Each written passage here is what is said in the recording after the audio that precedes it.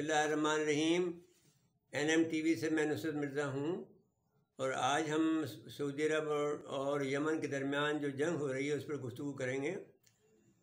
حال ہی میں 6 مارچ جو ہفتے کا دن تھا 2021 کو، انہوں نے مشرقی ساحل پر واقع راست نورا پر حوثی باغیوں نے ایک بڑا حملہ کیا ہے۔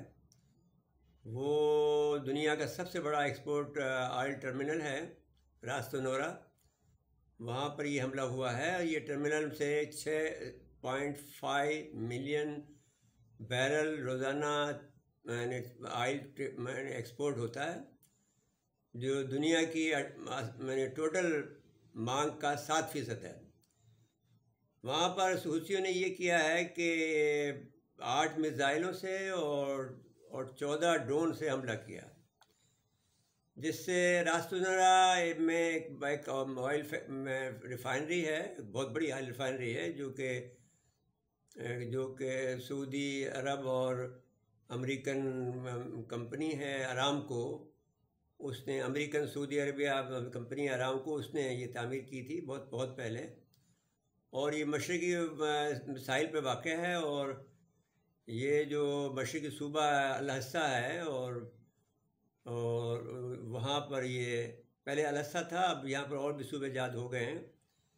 یہ جنگ جو 2015 میں شروع ہوئی تھی، پھر اس میں تیزی آئی 2018 میں، تو اس میں اصل میں جو سعودی عرب کے محمد بن سلمان ہیں، وہ جنگ کی جو بنیادی وجہ ہم سمجھتے ہیں وہ یہ تھی کہ جو محمد سلمان جب آئے تو وہ یہ چاہتے تھے کہ ڈائنیسٹی کا جو سسٹم ہے سعودی عرب کا وہ چینج ہو جائے، اور اس میں ان کو اور ان کے والد جو سلمان ہیں، سلمان بن عبدالعزیز، ان کے بعد میں وہ محمد بن سلمان حکمران بن جائیں۔ ڈائنیسٹی جو شاہ عبدالعزیز کی تھی، اس میں یہ انریٹن طریقہ یہ تھا کہ جب تک کہ شاہ عبدالعزیز کے بیٹے زندہ ہیں وہ ایک کے بعد دیگرے حکمرانی کرتے رہیں گے، لیکن جب شاہ سلمان بنے تو اس وقت شہزادہ مکرن بن عبدالعزیز جو تھے وہ ولی عہد تھے، اور وہ اس کے بعد میں بنے۔ اس کا مطلب یہ تھا کہ اگر سلمان کے بعد میں وہ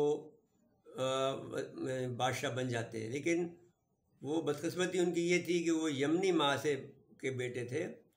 وہ سعودی عرب کے جو انٹیلیجنس کے چیف بھی رہے تھے، لیکن انہوں نے یہ سمجھا اس بات کو، محمد بن سلمان نے یہ سمجھا کہ اس سے جان چھڑانے کا یہ طریقہ ہے کہ یمن سے جنگ کر لی جائے۔ اس کی اور بھی وجوہات ہوں گی، لیکن ایک وجہ جو زیادہ اہم ہم سمجھتے ہیں کہ پاور پالیٹکس میں جو سب سے جو اہم وجہ ہوتی ہے وہ پاور کا حصول ہوتا ہے۔ تو اس شہزادے کو مکرن کو انہوں نے ہٹا دیا، اور اس کی جگہ شہزادہ محمد بن نائف کو، جو کہ ان کو بنا دیا، اور پھر محمد بن نائف کو بھی ہٹا دیا۔ نائف بھی عبدالعزیز کے بیٹے تھے، لیکن وہ جو وزیر دفاع بھی رہے، وزیر داخلہ بھی رہے نائف، اور ان کو بھی ہٹا دیا۔ پھر اس کے بعد میں خود محمد بن سلمان وہ بن بیٹھے۔ یہ جو ان کا اصل پلان تھا وہ یہی تھا، اور اس طرح سے مکرن نے یہ اپنا صورتحال کو بھانپتے ہوئے یہ کیا کہ اپنے آپ کو ایک دم سے ان کے ہاتھ میں بیعت کر لی اور اطاعت قبول کر لی، اور ایک کنارہ کشی اختیار کر لی۔ اسی کے بارے میں یہ کہا جاتا ہے کہ یہ جو بڑے جنگجو لوگ ہیں، اور یہ صرف حضرت امام زین العابدین کو امام مانتے ہیں، اور اس کے بعد میں کسی بھی امام کو جو 12 امام ہیں ان کے، وہ ان کو نہیں مانتے ہیں، اور وہ بہت بہادر ہے۔ اور جیزان کے علاقے میں یہ جو پہاڑی کے بعد میں یہ رہائش پذیر ہیں۔ حوثی 2 دھڑوں میں تقسیم ہیں، ایک دھڑا حکمرانی کر رہا ہے جو سعودی عرب کے ساتھ ہے، اور دوسرا دھڑا جو ہے وہ باغی ہے، اور جو ایران اس کو سپورٹ کر رہا ہے۔ اور یہ اس کو بنیاد میں ہمارا یہ خیال ہے کہ سعودی عرب کو تنہا کرنے کے منصوبے پر کام کیا جا رہا ہے۔ پہلے باغی جو تھے وہ دراصل، اور اسرائیل بھی ان کی مدد کر رہا ہے، حوثیوں کی، ایران بھی یہاں مدد کر رہا ہے، اسرائیل بھی کر رہا ہے، اور بھی کئی ممالک خاموشی سے ان کی مدد کر رہے ہیں تاکہ سعودی عرب کو تنہا کیا جائے، اور سعودی عرب کو بہت نقصان پہنچایا جائے، معاشی طور پر اس کو تباہ کر دیا جائے۔ سعودیوں نے ہم پر یہ کہا کہ صاحب کیونکہ آپ ہمارے دوست رہے ہیں، ہم ہر برے وقت میں آپ کے ساتھ آئے ہیں، ہم برے وقت میں آپ کے کام آئے ہیں، تو آپ ہمارا ساتھ دیں۔ تو پاکستان نے پاکستان اور سعودی عرب کے درمیان میں ایک دفاعی معاہدہ بھی ہے جو کہ 50 کی دہائی میں ہوا تھا. اس کے تحت ہم اس بات کے ذمہ دار ہیں کہ ہم جو حرمین شریف کے ان کی حفاظت کریں، تو اس کے لیے ہم اپنی وہاں فوج رکھتے ہیں، اس کا یہ خرچہ برداشت کرتے ہیں. لیکن یہ ہے کہ پاکستان نے پھر اپنی پارلیمنٹ میں یہ پاس کیا کہ ہماری فوج جو ہے وہ مسلمانوں سے لڑنے کے لیے نہیں بنی ہے. اس کا مطلب یہ تھا کہ ہم ایرانیوں سے بھی لڑیں اور حوثیوں سے بھی لڑیں. تو وہ ایک بڑی منصوبہ تھا پاکستان کو تباہ کرنے کا، جنگ میں دھکیلنے کا، جس میں وہ ہمارے دشمن جو تھے وہ ناکام ہوئے.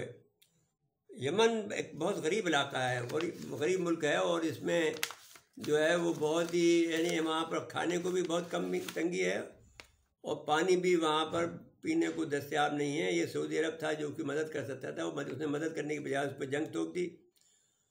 اور پاکستان نے بہرحال یہ عقل مندی کی کہ اس سے دوری اختیار کر لی. پاکستان نے دوسری یہ کوشش کی برے حالات کے اندر بھی کہ یہ سعودی عرب ایران کے تعلقات بہتر ہو جائیں تاکہ یہ جنگ ختم ہو جائے.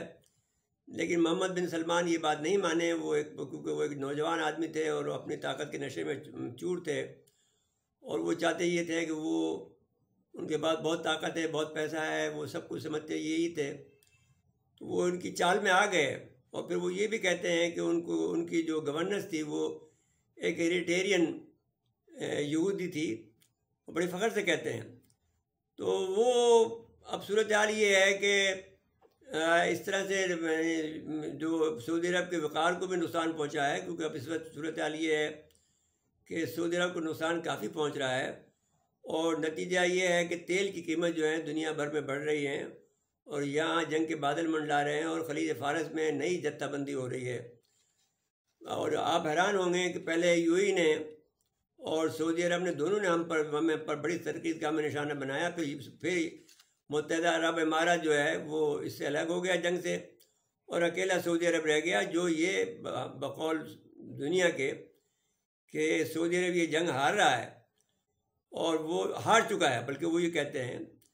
اور وہ یہ کہتے ہیں کہ یہ کبھی ختم نہ ہونی جنگ میں یہ پھنسے ہوئے ہیں، اور تیل کی سپلائی سے اگر بند ہو جاتی ہے تو ساری دنیا بحران کا شکار ہو جائے گی. اب صورتحال یہ ہے کہ جو بائیڈن نے اس سے اپنے آپ کو اس سے علیحدہ کرنے کے 2 اقدامات کیے. ایک تو یہ کہا کہ وہ ان کو اسلحہ نہیں دیں گے سعودی عرب کو. دوسرا انہوں نے حوثی باغیوں کو جو اپنی لسٹ میں ان کو دہشت گرد قرار دیا تھا اس سے ان کو نکال دیا ہے، وہ باغی نہیں ہیں. عملاً جو ہے ہم یہ کہتے ہیں کہ ریاض یہ جنگ ہار چکا ہے اور ڈپلومیسی کی ضرورت ہے. اور محمد بن سلمان کے بس کی بات یہ نہیں ہے کہ وہ ڈپلومیسی کے ذریعے سے اپنے آپ کو